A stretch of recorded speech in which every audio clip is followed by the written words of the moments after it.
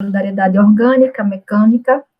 Coloquei um vídeo também no comecinho da unidade sobre consciência coletiva e consciência individual, lembrando que nós estamos estudando a teoria sociológica de Émile Durkheim, certo? Ele era francês, como já tinha explicado para vocês, e a sua teoria sociológica, ela é muito importante, principalmente para os dias atuais, ela ainda é muito atual, a gente costuma dizer que essa teoria dele se aplica em muitas coisas que nós estamos vivendo hoje em dia. Então, depois de estudar dois conceitos importantes, que é o de consciência e de solidariedade, nós vamos agora para os fatos sociais, que de certa maneira eu já tinha comentado nos vídeos que postei na semana passada. Então, eu fiz aqui um quadro branco, como vocês podem ver, com o material da aula de hoje. Depois, se vocês não tiverem esse PDF, eu posso disponibilizar novamente. E, em resumo, o que seriam esses fatos sociais? O fato social, ele é uma coisa. A primeira informação útil é que o Durkheim trata ele como coisa, como objeto. E, sendo assim, o fato social, ele é o objeto de estudo da sociologia. É a existência do fato social que faz com que a sociologia se torne uma ciência, lá no século XIX, certo? Então, se você observar, vou até riscar aqui com a caneta. Se você observar, o livro do Durkheim, esse aqui, ó, As Regras do Método Sociológico, ele foi publicado em 1895, ou seja, final do século XIX. E é nessas obras que estão a maioria das suas ideias e conceitos. Então, o fato social, ele é objetivo, tá? Ele não depende da vontade do ser humano, ou seja, é objetivo. Ele é livre de achismo, porque eu acho que é isso. Não tem que achar nada. O fato social, ele é objetivo e ele independe dessa subjetividade dos observadores. Então, isso é muito importante. Como eu falei, para o Durkheim, o fato social é quase uma coisa. Exemplos de fatos sociais: o crime, o suicídio e a própria pandemia que nós estamos vivendo desde o ano passado é considerado um fato social. A gente chama de fato social total. Então, aqui no texto, por exemplo, nessa parte aqui, nós temos a definição do que seria o fato social por Emile Durkheim: maneiras de agir, de pensar, de sentir, exteriores ao indivíduo. Ou seja, o que esses exteriores quer dizer? Durkheim, ele tem uma sociologia mais voltada para o determinismo. O que seria isso? Segundo Durkheim, é a sociedade quem determina o comportamento dos indivíduos, certo? Então, nosso comportamento enquanto seres humanos vai ser determinado pela sociedade em que nós vivemos. Então, por causa disso, é que as influências exteriores são muito importantes para nós. Então, os fatos sociais, eles são, de maneira geral, maneiras de agir. Eles orientam as nossas atitudes perante os outros, perante a sociedade. Então, nós temos, além do que eu falei, do suicídio, do crime, nós temos outros tipos de fatos sociais: os dogmas religiosos, regras morais, regras jurídicas, costumes, etc. Então, nós temos uma série de fatos sociais, certo? Aí, vamos para outra parte que é muito importante, que é muito cobrada, inclusive, quando a gente fala do Durkheim, que são as características desses fatos sociais, certo? Então, se você já entendeu que o fato social é considerado uma coisa, você vai entender também as características desses fatos sociais. Então, a primeira característica é a coerção. É a força que os fatos exercem sobre os indivíduos, ou seja, eu vou dar um exemplo que você vai conseguir entender as três características de uma vez só. Por exemplo, todo mundo vai à escola, e todo mundo sabe que tem que usar farda. Então, é uma regra, certo? Todo mundo que vai à escola precisa usar farda, porque é uma maneira de distinguir, né? Dizer, você estuda na escola tal, beleza. Você tem que ir de farda. Então, isso não depende da sua vontade. Então, essa característica é exterioridade, ou seja, você vai ter que ir, meu filho, de um jeito ou de outro. Se vire e vá de farda, porque a regra é essa.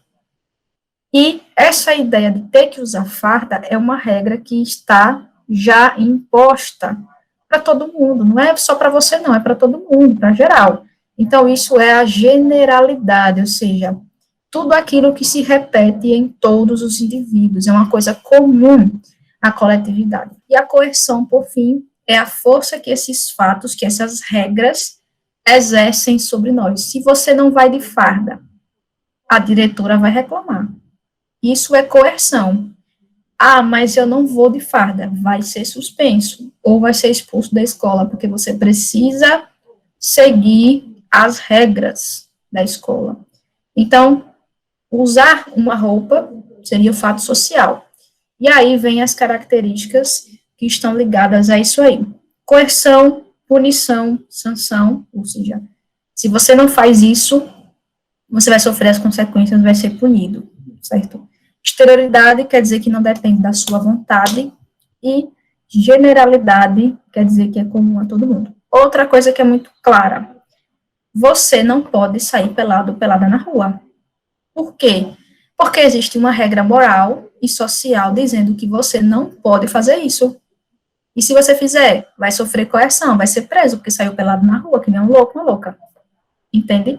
E a generalidade, onde é que entra nisso aí? Que todo mundo tem que andar vestido na rua, certo? Então, essas são as características dos fatos sociais, então é bem simples de entender isso.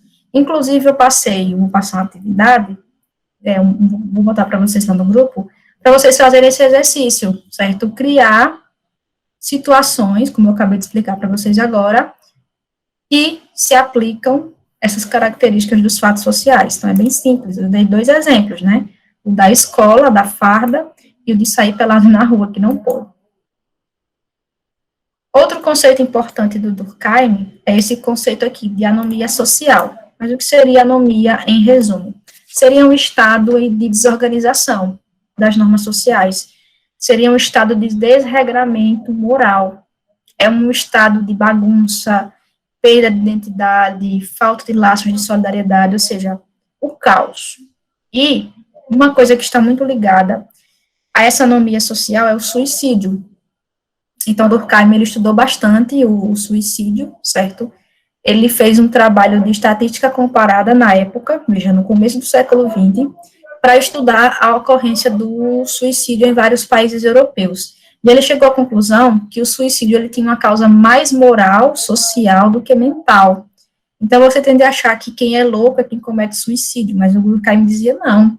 O suicídio ele pode acontecer em pessoas que são mentalmente sãs, boas, né, mentalmente falando, do que em loucos, certo? Então, ele defendeu 3 tipos de suicídio, certo, que existiam naquele momento, 3 tipos de suicídio que ele investigou, 10 tipos aqui, eu vou grifar para vocês. Nós temos o suicídio altruísta, eu sou péssima para grifar, gente, falta coordenação motora. O egoísta e o anômico, são os 3 tipos de suicídio. Tudo isso depende do grau de interação que o ser humano tem com o seu grupo social. Por exemplo, no suicídio altruísta, a pessoa que comete esse tipo de suicídio é quando ela está muito ligada aos valores de sua sociedade. Por exemplo, o homem-bomba. A gente critica o homem-bomba. Poxa, vai se matar por causa de um ideal. Por exemplo, ele acredita que explodindo o corpo e a bomba junto, né, por causa dessa explosão, ele vai resolver alguma coisa, vai chamar atenção para alguma ideia que ele tem. Então, assim, é muito difícil entender. Os kamikazes na Segunda Guerra Mundial, aqueles pilotos que pegavam os aviões e jogavam os aviões contra outros aviões ou bombardeios e tal. Então, você está se matando em prol de algum valor que você tem demais, um valor da sociedade. Então, você tem aí um excesso desses laços morais e sociais. No suicídio egoísta, você tem pouca integração, enquanto no altruísta você tem de mais, no egoísta você tem de menos. Então, é o suicídio que ocorre quando o indivíduo não está envolvido com nenhuma causa, faltando-lhe laços emocionais que te estimulem a viver. Então, é o suicídio que o Durkheim mais estudou, e é o estado de desamparo moral, a pessoa não tem mais razão, ela não tem nenhum laço emocional que faça ela ficar nesse mundo. E o último, o suicídio anômico, que ele é causado pela sociedade moderna, por essa vida moderna que nós levamos, né? Ele começou a fazer isso no início do século XX, um momento de muita transformação, principalmente tecnológica, naquele período, né? Então, ele é causado por crises industriais e financeiras, perturbações coletivas. Então, você tem aí um suicídio mais individualista. Então, não só em época de crise ou de guerra a gente vê esse tipo de suicídio, não, mas ele é mais individualista. Você tem uma sociedade aí desregrada, né? Então, esses tipos de suicídio, eles foram descritos nessa obra aí que vocês estão vendo, a capa, o suicídio de Emily Durkheim.